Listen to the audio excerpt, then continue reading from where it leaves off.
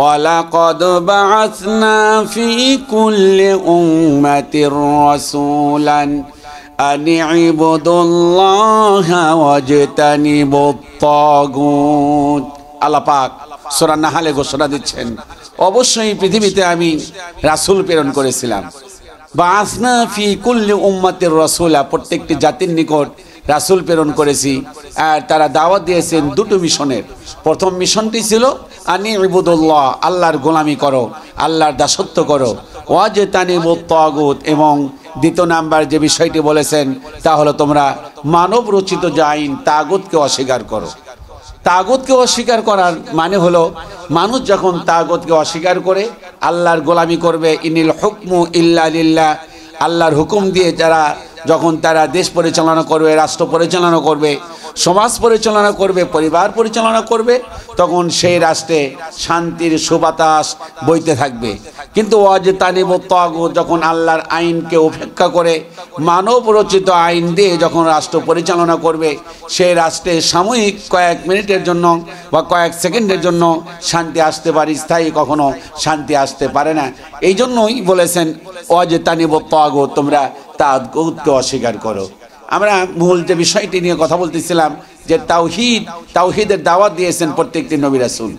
আমার বন্ধুগণ, হযরত নূহ আলাইহিস সালামের ব্যাপারে আল্লাহ পাক কোরআন আল কারীমে সূরা আরাফে বলেন, লাকাদ আরসালনা নূহান ইলা কওমিহি ফাকালা ইয়া কওমি ইবুদুল্লাহ মা লাকুম মিন ইলাহিন গায়রু। আল্লাহ পাক বলেন, অবশ্যই আমি নূহ আলাইহিস সালামকে প্রেরণ করলাম তার কওমের নিকটে, তার জাতির নিকটে। তিনি গিয়ে দাওয়াত দিলেন, ক্বালা ইয়া কওমি ইবুদুল্লাহ, আল্লাহর গোলামি করো, আল্লাহর দাসত্ব করো, মা লাকুম মিন ইলাহিন গায়রু, আল্লাহ ছাড়া আর কারো গোলামি করো না।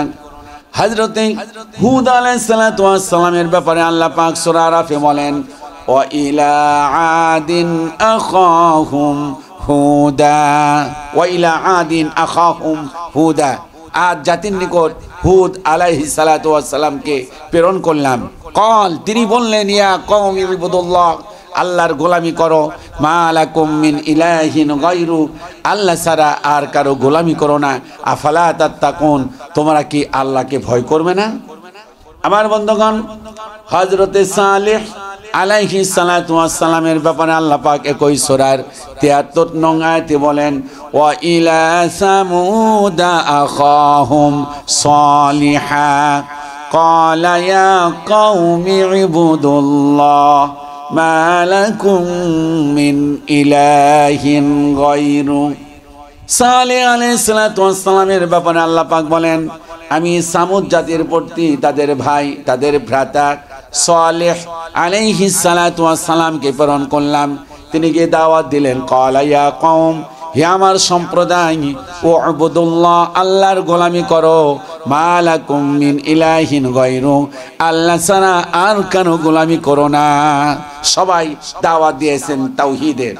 শুআয়ব আলাইহিস সালাতু ওয়াস সালামের ব্যাপারে একই সূরার 85 নং আয়াতে আল্লাহ পাক এইভাবে শোনাচ্ছেন, ওয়া ইলা মাদিয়ানা আখাহুম শুআইবা ক্বালা ইয়া কওমি ইবুদুল্লাহ মা লাকুম মিন ইলাহিন গায়রু।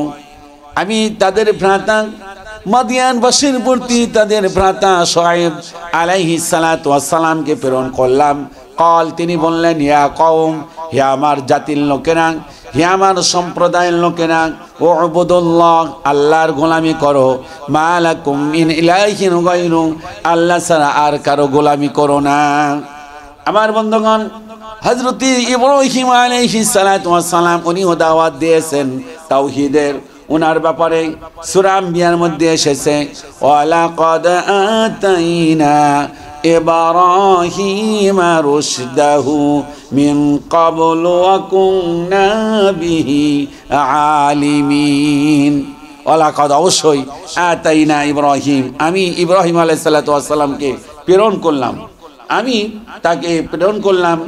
আর তাকে কি করলাম? রুশদাহু মিন ক্বাবল, রুশদাহু সত্য সহকারে সৎ পথে আমি পরিচালিত করলাম এবং অকুন্না বিহি আলিমিন আর আমি আল্লাহ পাক তাকে অনেক প্রজ্ঞা দিয়েছিলাম অনেক জ্ঞান আমি আল্লাহ পাক তাকে দান করেছিলাম এবং তিনি তার বাবাকে বললেন ইয ক্বালা লিআবিহি ওয়া কওমিহি তার বাবাকে ডেকে বললেন হে আমার বাবা এবং কওমিহি এবং তার সম্প্রদায়কে বললেন মা হাযিহি তামাসিলুল্লাতী আনতুম লাহা আকিফুন বললেন যে এই মূর্তিগুলো কি তামাসিল এই তামাসিলগুলো কি এই মূর্তিগুলো কি এরপর বললেন আল্লাতী আনতুম লাহা আকিফুন যে তোমরা নিজেদের ভক্তির বাঁধনে বেঁধে রেখেছো এই মূর্তিগুলো এগুলো কি এগুলো সম্পর্কে তো আমার কোনো মাথাই ধরে না ক্বালু ওয়াজাদনা আবাআনা লাহা আবিদিন এবং তারা বলল যে শোনো তোমরা আমাকে জিজ্ঞাসা করতেছো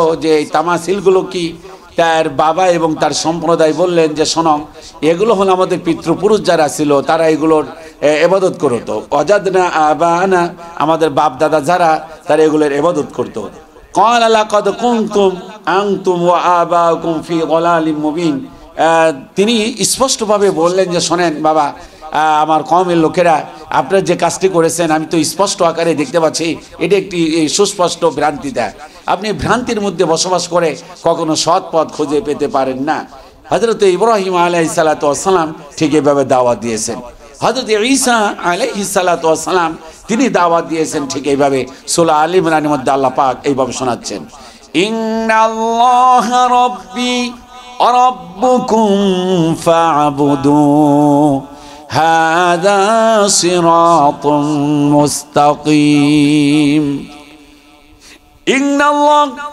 নিশ্চয় আল্লাহ রাব্বুল আলামিন শোনাচ্ছেন রাব্বি ওয়া রাব্বুকুম ফা'বুদু তিনি বললেন তিনি আমার রব এবং তোমাদের রব হযরত ঈসা আলাইহিস সালাতু ওয়াস সালাম তিনি বললেন তিনি আমাদের রব এবং তোমাদের রব হাদা সিরাতুম মুস্তাকিম এই সহজ সরল পথে তোমরা পরিচালিত হও এটাই হলো সহজ সরল একটি পথ এই পথেই তোমরা পরিচালিত হও আমার বন্ধুগণ হযরত মূসা আলাইহিস সালাতু ওয়াস সালাম তিনিও দাওয়াত দিলেন তাওহীদের ক্বালা আগাইরাল্লাহি আবগীকুম ইলাহা ওয়া হুয়া ফাদ্দালাকুম আলাল আলামিন সে আরো বলল আল্লাহ ব্যতীত তোমাদের জন্য আমি কি অন্য কোনো ইলাহ তালাশ করতে পারি আমার তো ইলাহ একমাত্র তিনি হলেন আল্লাহ আমি আল্লাহ ব্যতীত আর কোনো ইলাহ কি তালাশ করব অথচ তিনি আমাদের বিশ্বজগতের মালিক তিনি হলেন বিশ্বজগতের উপর শ্রেষ্ঠত্ব দান করেছেন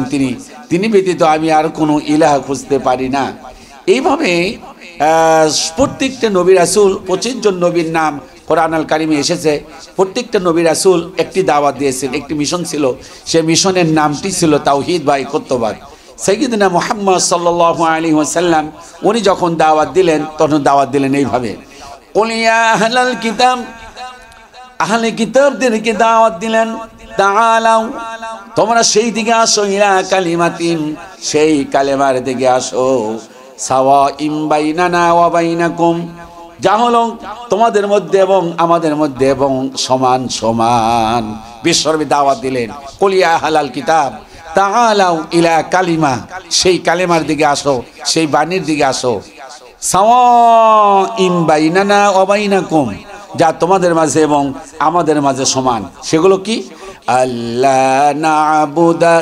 ইল্লাল্লাহ ওয়া লা নুশরিকা বিহি শাইআ দাওয়াত দিলেন আল্লাহ ব্যতীত আর কারো দাসত্ব করা যাবে না আর কারো গোলামি করা যাবে না ওয়া লা নুশরিকা বিহি শাইআ এই কথার উপর তোমরা একমত পোষণ করো সেই কথাটি হলো তার সঙ্গে আর কোনো শরীক করব না ওয়ালা ইয়াত্তাখিযা বা'দুনা বা'দান আরবাবাম মিন দুনিল্লাহ আর আমাদেরকেও আল্লাহ ব্যতীত অপর কাউকে রব হিসাবে আমরা স্বীকৃতি দেব না ফাইন তাওয়াল্লাউ জনাবে মুহাম্মদুর রাসূলুল্লাহ সাল্লাল্লাহু আলাইহি ওয়াসাল্লাম বললেন তোমরা যদি এই বিষয়ে মুখ ফিরিয়ে নাও ফাকুলু তোমরা মনে রেখো ইশহাদু বিআন্না মুসলিমুন আমি সাক্ষ্য দিচ্ছি যে আমি একজন আত্মসমর্পণকারী এই পৃথিবীতে যত নবী রাসূল এসেছেন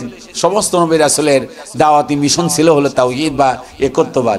কিন্তু অত্যন্ত দুঃখের বিষয় সেটি হলো কি যে এই পৃথিবীতে আমরা মুসলমান হয়ে আমরা এখন তাওহীদ বা একত্ববাদের দাওয়াত তো দিচ্ছি না, বরং এই মুসলমান গিয়া মাজারে পূজা করতেছে, মাজারে শিরক করতেছে। এই জন্য কবি সম্রাট আল্লামা ইকবাল বলেছেন, ইব্রাহিম কা ইমা পয়দা আগতার শক্তি হ্যাঁ আন্দাজ কা গুলিস্তা পয়দা। ইব্রাহিমের ইমান যদি আজও থাকে বিদ্যমান, অগ্নিকুণ্ড হতে পারে খুবসুরত এক গুলিস্তান। ইব্রাহিমের ইমান যদি আজও বিদ্যমান থাকে তাহলে খুবসুরত এক গুলিস্তান, অর্থাৎ তোমার ওই অগ্নিকুণ্ডটা একটা ফুলের বাগান হয়ে যেতে পারে। আল্লাহু আকবার। আজকে মুসলমানের ইমান কম হওয়ার কারণে আজকে এই বেহাল অবস্থা। মুসলমান এখন শিরক করে, মাজারে গিয়া সেজদা করে, মুসলমান মাছের কাছে সাহায্য চায়, মুসলমান কুমিরকে খাবার দিয়ে কুমিরের কাছে সাহায্য চায়। মুসলমান কি অবস্থা দাঁড়িয়েছে! এই জন্য এই পৃথিবীতে সবচাইতে বড় গুনাহের নাম, কবিরা গুনাহের মধ্যে সবচাইতে বড় গুনাহ হলো শিরক করা। আর এই মুসলমান এখন শিরক করতেছে প্রতিনিয়ত। ঘুম থেকে উঠে শিরক করতেছে, ঘুম থেকে বিছানায় যাওয়ার সময় শিরক করতেছে, ব্যবসা বাণিজ্য শুরু করার শুরুতে শিরক করতেছে, তারপর ঘর উদ্বোধন করার ক্ষেত্রে শিরক করতেছে, বিয়ে বাড়িতে অসংখ্য শিরকিয়াত এখন জর্জরিত। এই মুসলমান যদি এই থেকে বের হয়ে না আসতে পারে, এই মুসলমান কখনো শান্তি আসতে পারে না। এই জন্য আমার ভাইরা, এই মুসলমান যদি বের হয়ে আসতে চায় তাহলে মুসলমানদেরকে তাওহীদ একত্ববাদ আল্লাহর রজ্জুকে ঐক্যবদ্ধভাবে ধরে রাখতে হবে। তাওহীদ থেকে কোনো ক্রমেই তারা বিচ্ছিন্ন হওয়া যাবে না। মুআজ বিন জাবালকে বিশ্বনবী ডেকে বললেন, মুআজ তোমাকে কয়েকটা নসিহত করতেছি, আও হুররিকতা আও কুতিলতা। এই নসিহতগুলো তোমার অন্যতম হলো, তোমাকে যদি আও হুররিকতা আও কুতিলতা, তোমাকে যদি আগুনে জ্বালিয়ে পড়ে ভস্ম করে দেওয়া হয়, তোমাকে যদি কতল করা হয়, হত্যা করা হয়, খবরদার আল্লাহর সঙ্গে শরীক করবে না। এই পৃথিবীতে যত গুনাহ আছে তার মধ্যে সবচাইতে বড় গুনাহের নাম হলো শিরক। এই জন্য সাইয়্যিদিনা হযরতে লুকমান তার সন্তানকে কয়েকটি নসিহা উপদেশ দিয়েছিলেন। তার মধ্যে নসিহা ছিল এইটি যে ওয়াইজ ক্বালা লুকমান, লুকমান তার সন্তানকে ডেকে বললেন, ইয়া বুনাইয়া, হে আমার বৎস, লা তুশরিক বিল্লাহ, খবরদার আল্লাহর সঙ্গে শিরক করো না। ইন্না শিরকা লা যুলমুন আযীম, মনে রেখো শিরক হলো পৃথিবীতে সবচাইতে বড় জুলুম।